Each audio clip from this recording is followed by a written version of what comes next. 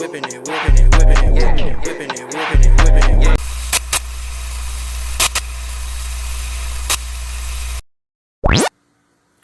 Yo, what's good with y'all boys? And it's Kai on the track here, bringing y'all another video about ranking all the John Wick movies. Yeah, I really enjoy all these movies. I think that John Wick might be the best action franchise of the last decade, at least. I think all these movies have really good cinematography, and I think all these movies have really good gunfights in them, and I'm a sucker for good gunfights, you know. And all these movies have cool guns in them too, so, and I'm a sucker for cool guns too. But yeah, coming in at number 4, you got John Wick Chapter 3. Yes, this movie has probably the best cinematography besides another movie and camera shots. Probably the best cinematography and camera shots besides another movie on this list. But man, there's some great shots in this movie. The whole scene whenever they're in the glass room or the glow room at the end. There's the camera shot of Lawrence Fishburne whenever he knows that shit's about to go down and he's in the rain and he's all soaked in the rain and he's just staring like, and you can see it in his face that he's like, he knows that that shit's about to go down. And yeah, man, like I said, just some really, really good shots in this movie. Good sets and places that they go. You know, they go to Morocco or whatever, and he goes to the desert and all that shit. You know, there's parts where he's in a fucking castle and all that shit. And which kind of brings me to my next point. Halle Berry is in this movie, and she has got to be the most badass female I've ever seen in an action movie. I mean, holy shit. And then her dog's over here ripping your nutsack off while she blows your motherfucking brains out on the wall. But yeah, this movie starts out in John is excommunicado, and the High Table puts a bounty on his head for like hella money. It's like 15 mil or something. I don't even fucking know. It's a bunch of money. So you got like Boban Marjanovic, the NBA player, and like hella people. You know, he fights him. He fights all these motherfuckers, bro. Yeah, and like Winston made him excommunicado, like I said, because he had to show that he wasn't giving services to John. And then Bowery King said that he cut off all of his services to John, so anything, pretty much everything in New York City, John couldn't use anymore because he's excommunicado. So yeah, he's fighting all those guys at the beginning because he's excommunicado, and they're all trying to get the bounty on his head. And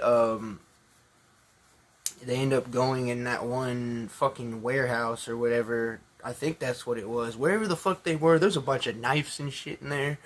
And like, you know, there's a scene where John runs up the fucking stairs and he goes in there, locks the door, and he finds the revolvers, and they're all like, I don't know what the fuck is wrong with them, but he starts taking them apart and like putting it back together, and then he does that little thing whenever you twist it and like, and it's just like the little touches with the guns and shit that I love. Like he puts it back together and he goes like the 3 clicks or whatever. That's how you know that it's in there. And he goes, and then the guy walks in and he fucking blows his brains out. And yeah, they were just paying homage to like old westerns right there. And then, you know, he took one of their Glocks and, you know, fucked them up and all that shit or whatever. It might have been a Glock. I don't even know what it was. It was some handgun.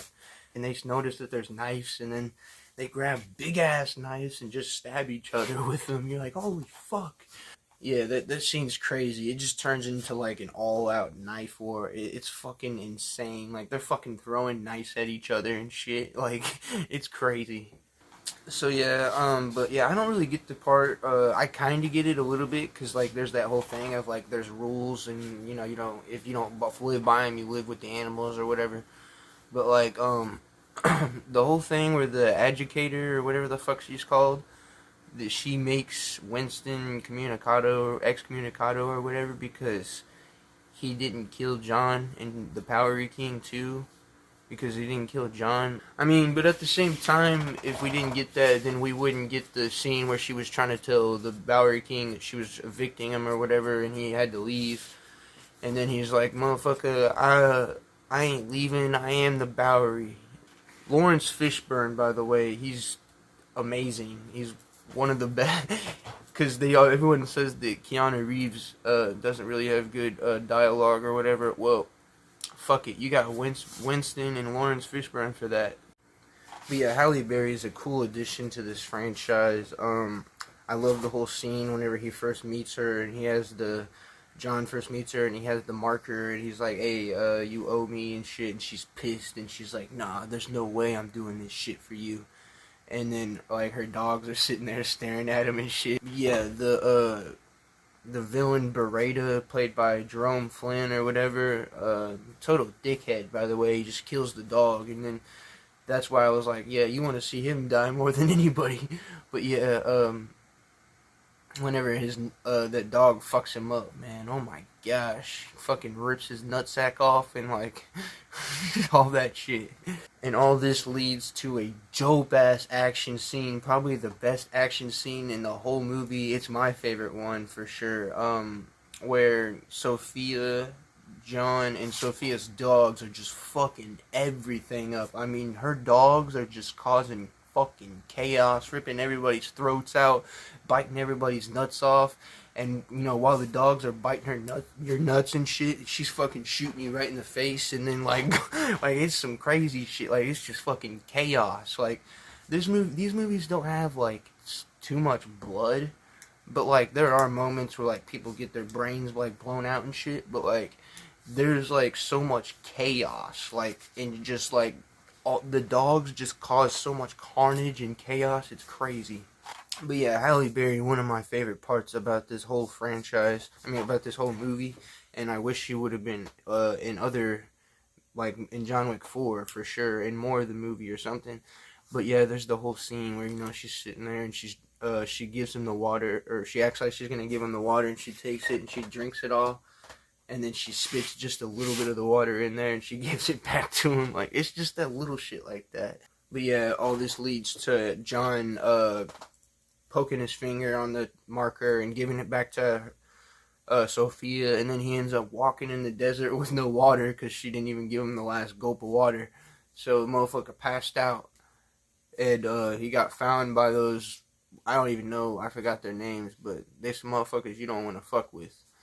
And they ended up finding him and making him cut his finger off and telling him, in order to not be excommunicado anymore, you have to go kill Winston. And then he was like, oh shit, like I'm not trying to do that really, but it's my only way, because if I don't, they're gonna kill me right here. So then he agrees to it, cuts his finger off. But yeah, besides Halle Bailey, fuck, that was dumb.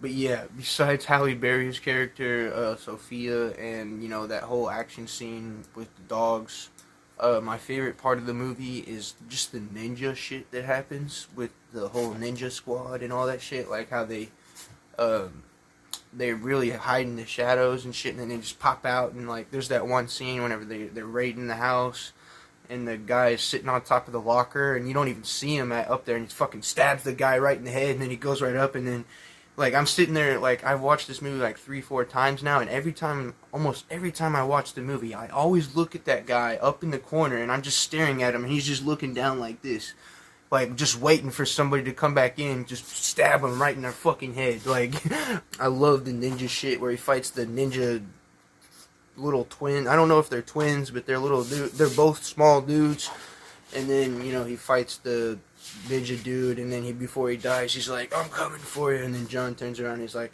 no, you're not.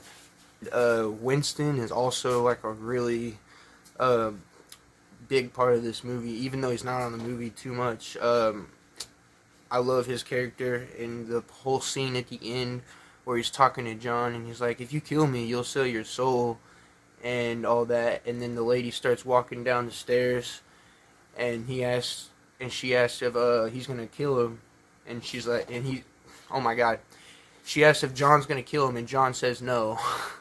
Yeah, I can't fucking talk. But yeah, all this results in the hotel, the New York hotel, is deconsecrated. It's not Continental Grounds anymore or whatever, and that means that they will be hunted down and killed or whatever. And then there's that whole action scene with the ninjas and shit. And all this leads up to the scene on the roof where John ends up getting shot off the roof. which is like the most controversial part of this whole movie. That's where people get lost. Like, oh, there's no way he would survive that. But yeah, you're right. There's no way he would survive that. But this is John Wick, motherfucker. And you know how many shit that he wouldn't have survived in this franchise? Let's just say if you're going into this franchise, you better have the Fast and Furious mindset, boy, because these movies are not set in reality. But yeah, the setup of this movie works well for John Wick 4. And then Lawrence Fishburne's whole monologue at the end with the he's pissed off and all that shit, and John just looked up and he's like, yeah, I'm pissed off. And yeah, I love that monologue. Like I said, Lawrence Fishburne, one of the great actors of all time. So, but yeah, John Wick 3, really entertaining movie, but I can see why some people don't like it. I mean, it's flawed in areas, but it doesn't bother me like other people get bothered by it. So yeah, John Wick 3 coming in at number 4. And coming in at number 3, you got John Wick Chapter 2. So yeah, John Wick Chapter 2 has the highest kill count besides John Wick Chapter 4, I believe. It might be higher than John Wick Chapter 4. But, yeah, this movie just moves at a fucking back-breaking pace. It just keeps going and going and going and going. It never stops. He just keeps killing people every 2 seconds. It just... the movie starts, and like every John Wick movie starts out fast, but this movie starts out fast as fuck. And yeah, that really works at this movie's advantage with the whole pacing.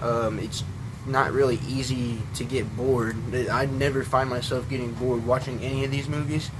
So yeah, that's always a plus in John Wick movies too, is the pacing. And yeah, this is the movie that introduces Lawrence Fishburne as the Bowery King. And yeah, man, he's one of the...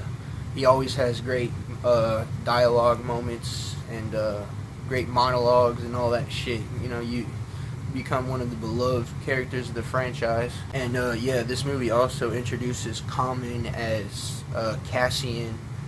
And yeah, I really like the dynamic between Cassian and John in this movie. How they respect each other and all that shit, but they both want to get business done. But yeah, this movie starts out in Abram Tarsov, the brother of Vigo from the last movie, from the first movie, I mean. He gave the whole boogeyman, Baba Yaga monologue, not to fuck with John Wick, which I love how in every movie, they always say not to fuck with John Wick, but in this movie they really make it a thing. Like the movie starts out and this guy's fucking shaking in his boots. Like, John Wick breaks in the warehouse to go get his fucking car back. He kills everybody in this motherfucker, right? And then you have the camera pointing at this guy while he's sitting in his office, and he's scared as fucking shit like that. He's sitting there like drinking. He's like, oh shit, man, I'm about to die. It's like all he hears is John Wick just killing people in the background. Ah! All you hear is his footsteps walking up, and then he's just like, you know, in his mind, he's like, oh fuck, I'm dead. But yeah, John ends up getting his car back, but it's destroyed to hell, so it doesn't even matter at that point, really. And yeah, he got his homie to come fix it, Aurelio, and so yeah, this movie introduces markers, and it's basically you just put your blood on this compass thing or whatever, and you're taking a blood oath, meaning if you ask them for a favor with that blood oath, you have to do whatever they say whenever they ask, or there will be big consequences. And that's like the number one rule besides conducting business on continental grounds. John doesn't comply, so Santino blows up his house. But yeah, he ends up getting tasked to kill the sister of Santino and Gianna or whatever, and that's whenever he ends up going to Rome. I'm pretty sure that's where it is. And then he ends up killing her. Well, she ends up killing herself because she didn't want to die on his terms. She wanted to die on her own terms or whatever. And then there's the whole camera shot of the blood in the pool, which is a really good camera shot, by the way, above. And then there's the whole dynamic whenever Cassian, he's like, are you working, John? And they run into each other. Are you working, John? He's like, yeah. Are you working? He's like, yeah. And then they walk away. He finds her dead. sends all his men after her, and he finds her dead. And then that's whenever he chases after him. You know, there's the whole subway sequence whenever he finds him in the subway, and you know, they have the whole knife fight thing or whatever, and then John runs away from him, and then all he hears, it's the whole thing of, remember I was saying the people are scared of John and shit. Like, Cassian's not really scared, but he's walking down the escalators, and all he hears is John just fucking people up, just just fucking stabbing people and shooting people and shit. And he's loading his gun. Like, he's not scared, but like, it's the whole thing of like, John is the real fucking deal, and everybody knows it.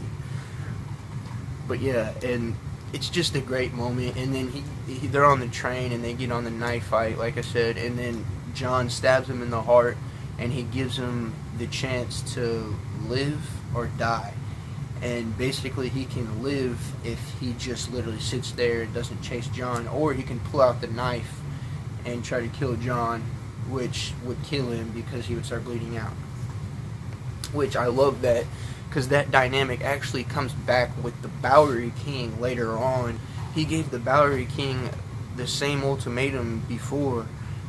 Basically, in the alley, there's this story whenever they met each other in an alley a long time ago, and the Bowery King was walking through the alley or whatever, and I don't know if he got stabbed or shot or whatever, but you know, he got fucked up in his neck, and he told him to keep pressure on his neck. And he said, you can either keep the pressure on your neck and chase me, or you can take the pressure off your neck and shoot me in the back, but you'll bleed out and die. So he ended up keeping the pressure on his neck, and he's still alive to this day.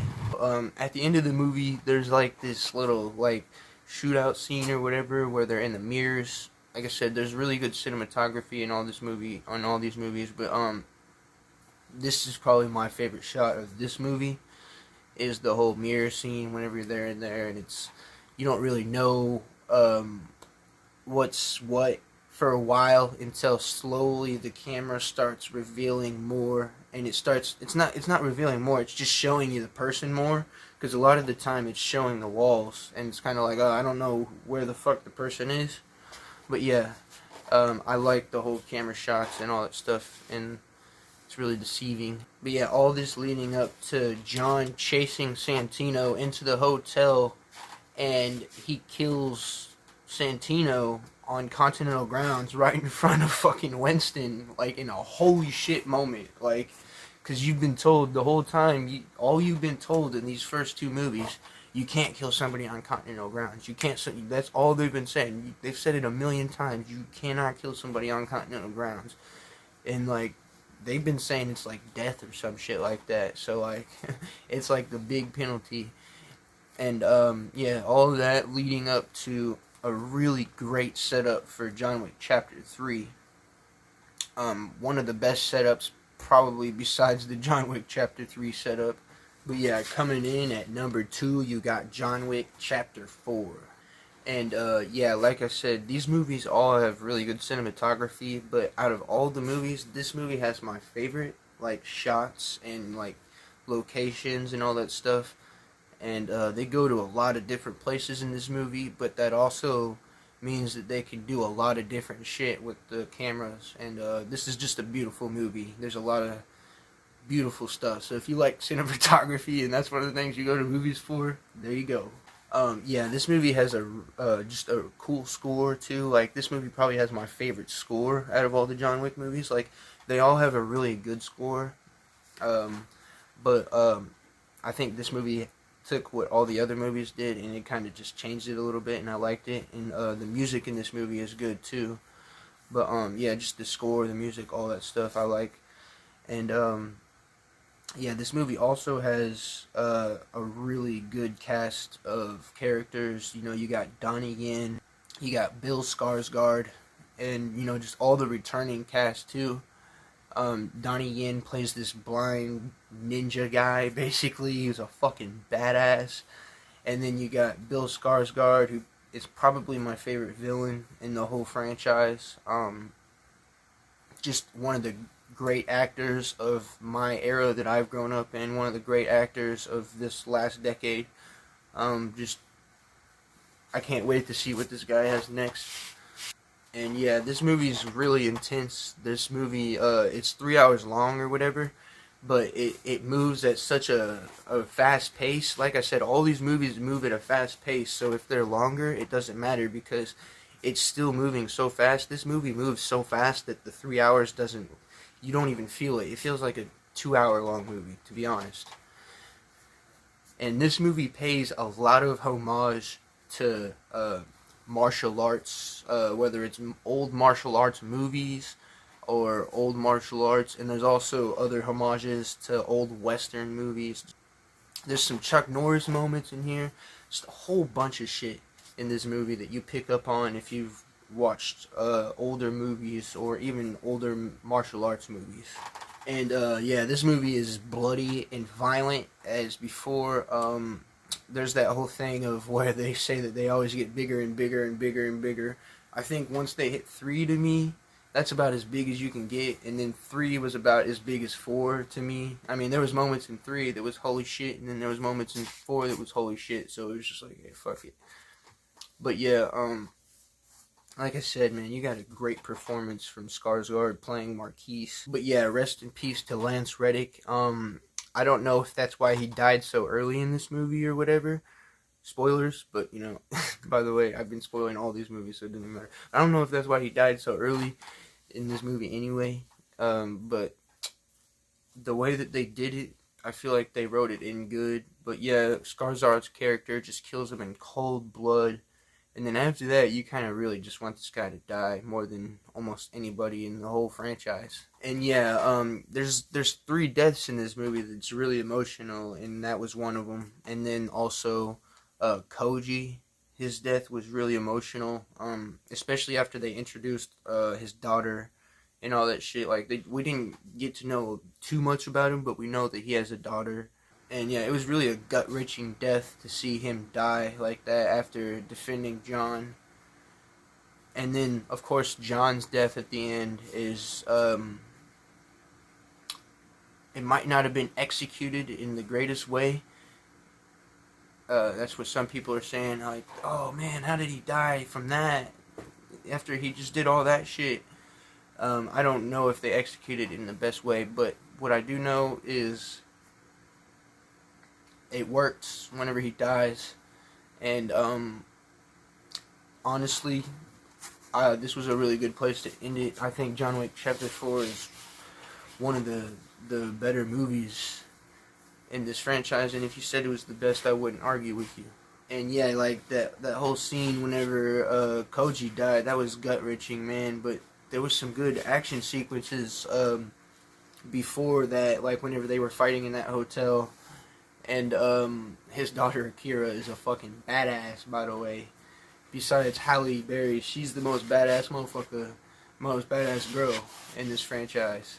But yeah, and then like I said, you got Donnie Yen's character. He comes in that scene, and you get some unique action sequences. And I'm pretty sure that's the scene whenever you get John Wick with nunchucks in that scene too, and it is probably my favorite action sequence in the whole franchise besides the shotgun, the Dragon's Breath sequence, which we'll talk about here in just a second, but the fucking nunchuck sequence is crazy. I mean, not only does he use nunchucks, he uses about every single weapon you can think of in that sequence. I mean, holy shit, it is crazy. He just kills like 3 or 4 people with each weapon, and then he'll just put it down and pick up a new one. But yeah, I love the dynamic between Kane and John, how they're friends but enemies, and since he killed Koji, John really doesn't fuck with him. But then at the end, John ends up kind of getting saved a little bit on the stair set by him, and it like redeems him a little bit.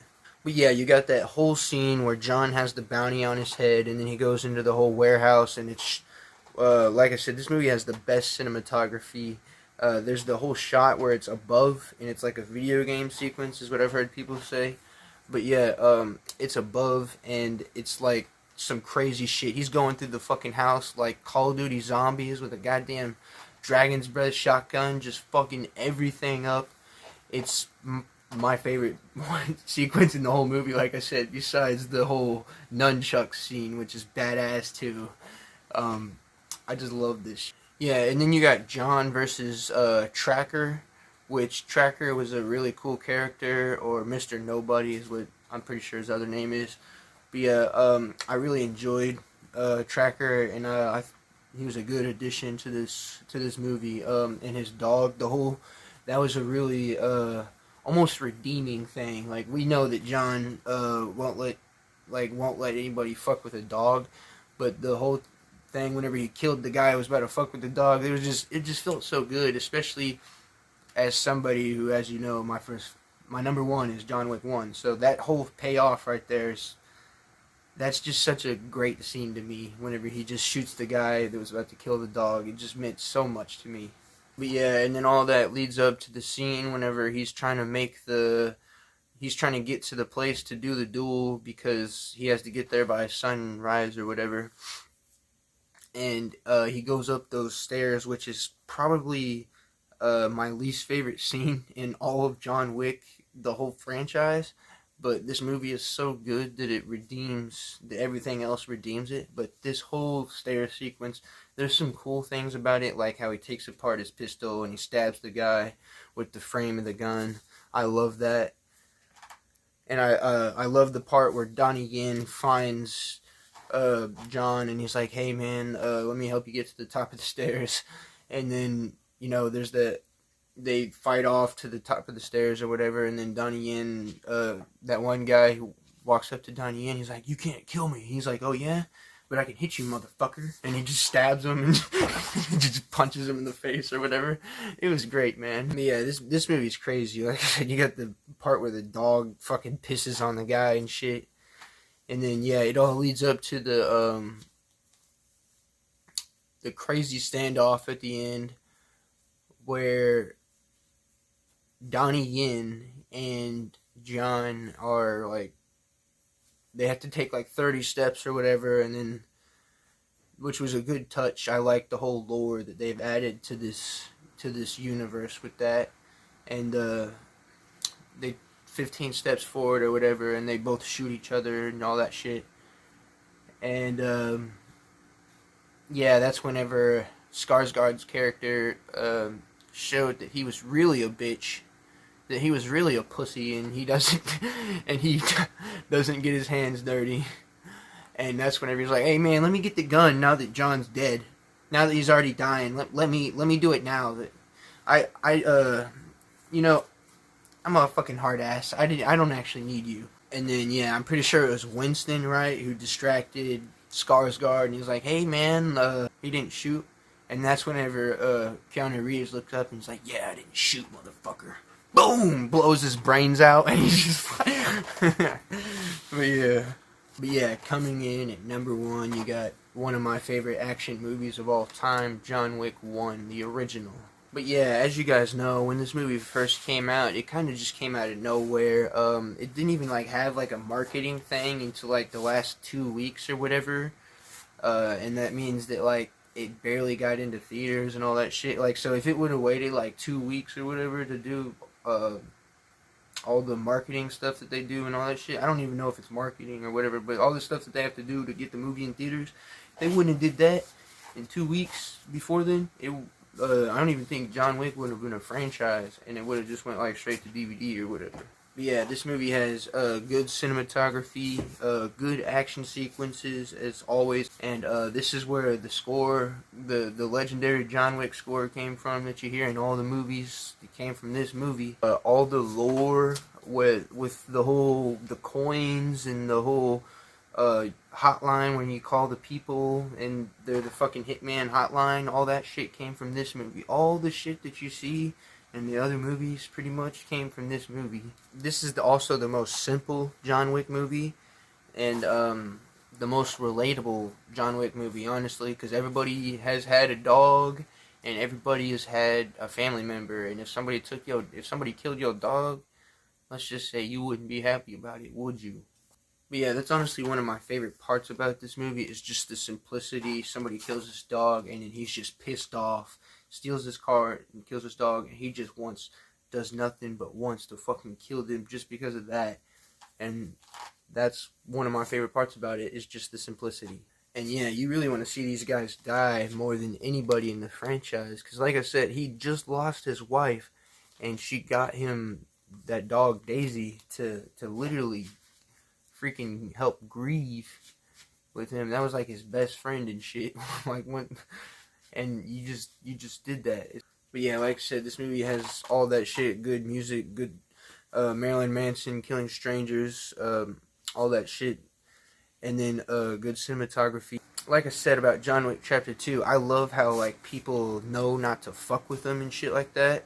And like they call him the Boogeyman and Baba Yaga. Yeah, like I said, you got Yusuf Tarasov and all of his gang of brothers and shit, and they do that dumb shit, and they're underestimating John, and they're like, oh, he's just an old man, fuck this guy. But yeah, you got Yusuf, he's just kind of like a really arrogant dumbass, and he breaks into John's house, and, you know, kills his dog, trashes his car and all that shit, and then steals his other car.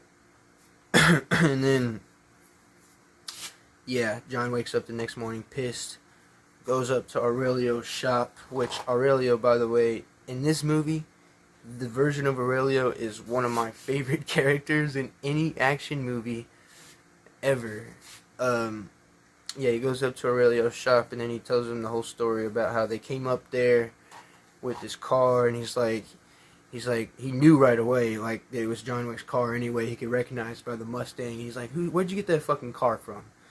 And he's like, oh, I just got it from some old guy. He's like, is that John Wick's car or some shit like that? And then he's like, oh yeah, what'd you do? And he's like, yeah, I killed his dog. He's like, oh yeah, you killed his dog. And he just fucking socks his shit. He's like, what the fuck is wrong with you, man? Get the fuck out of my shop. But yeah, man, just a great dialogue moment. And yeah, one of the main things I see people complain about whenever they watch John Wick is he just always gets too beat up and there's just too much shit going on. Well, none of these movies are grounded or anything, but this is the most grounded John Wick movie, and that's another reason why I love it so much, because remember that whole stair sequence thing that I was talking about? There's not anything that happens in this movie that's even close to that. Where, like I said, one of the main reasons why I hate the stair sequence is because whenever they're on the stairs, these guys have the high ground and they have their guns and they can shoot them at any moment they want.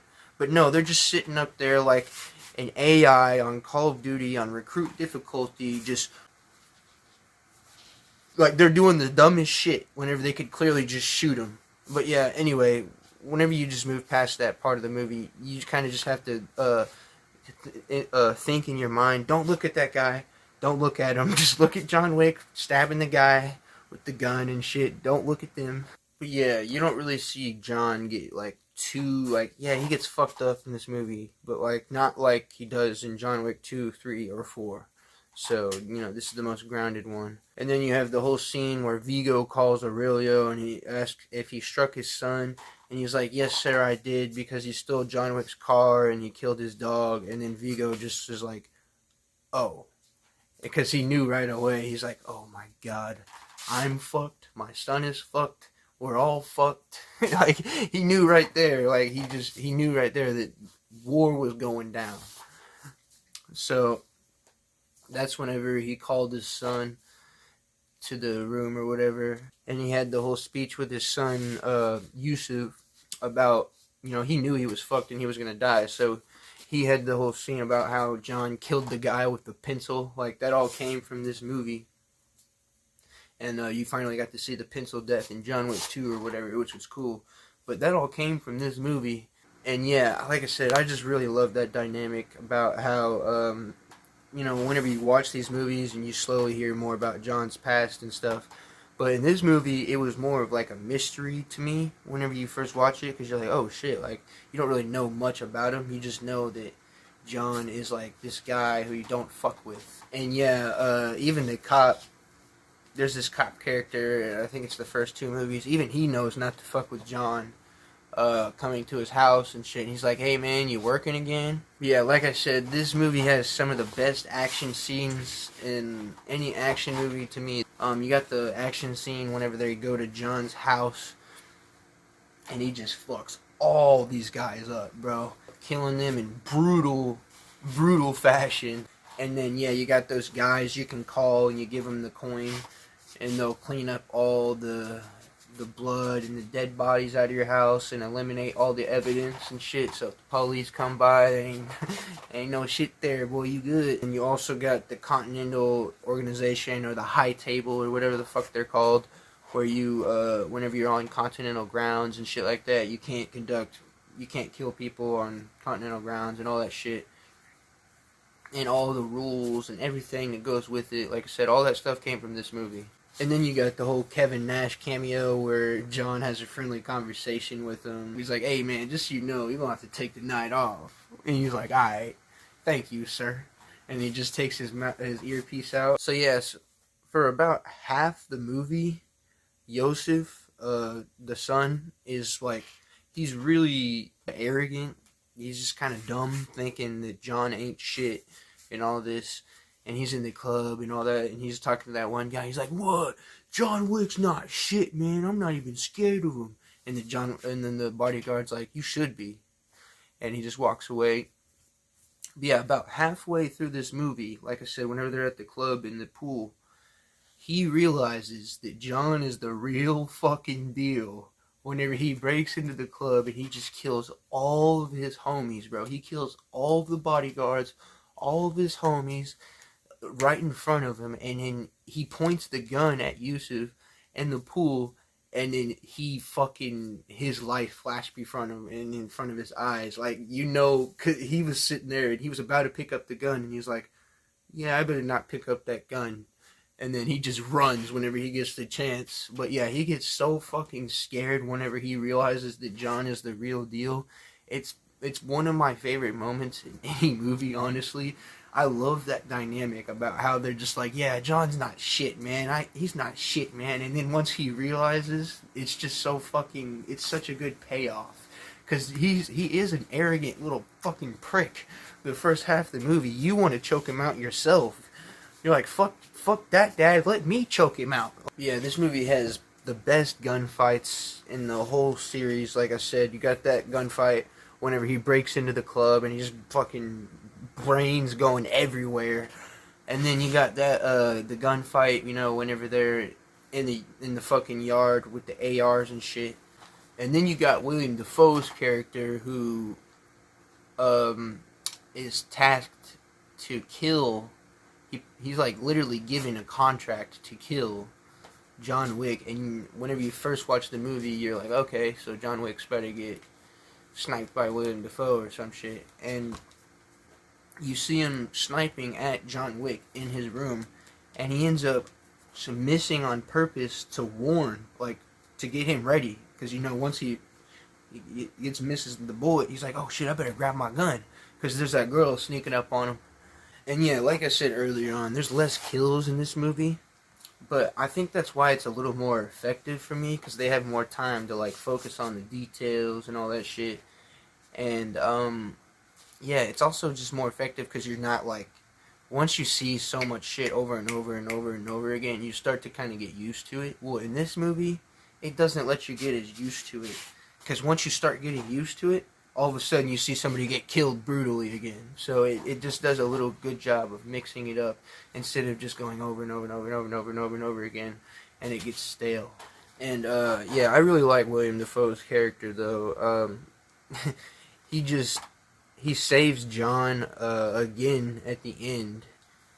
And yeah, he kind of does what the girl does in John Wick 2, but in not as much of an in-your-face fashion, more of a go out in a fucking blaze of fire fashion.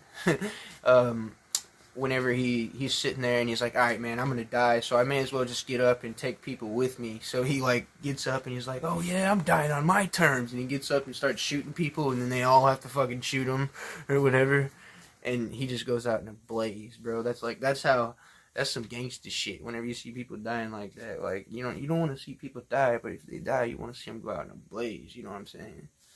And then yeah, Yusuf dies at the end too, which is probably to me, like I said, the guy that I wanted to see die the most, besides Bill Skarsgård. Whenever he's at the end, he's like, "Oh, it was just a fucking dog," and then he just twists his top back, and he's like, "Bro, fuck that shit, man." John Wick's like, "Hey, fuck that shit, man." Bah! I love the writing in this movie too. These movies don't have really great writing, but this movie probably has the best writing besides like the fourth one. But stuff that happens in this movie ends up paying off in the end. Like the girl who conducted business on Continental grounds, and ended up coming back to bite her in the ass, and she ended up dying at the end for it. They ended up actually doing something about it. And then yeah, man, John went on a really shitty journey throughout John Wick, throughout the movie, and then he ended up finding a cool pit bull at the end, at least though. It's a fucked up way to have to get a cool dog. Like every time I rewatch it, I like this movie even more. It's just like the little details, I really like the recognizable score, just the little lore that they sprinkled throughout this movie. The gunfights in this movie are just some of the best in almost any movie. But yeah, y'all can check out my music. It's Kyle G, as y'all saw at the beginning. And I know this was a long ass video, but I love John Wick and I got a lot to say. And as y'all see, instead of like doing a lot of like review videos, I've just been doing reviews in the rankings. Yeah, bro. Y'all already know the deal. G safe. I'm out.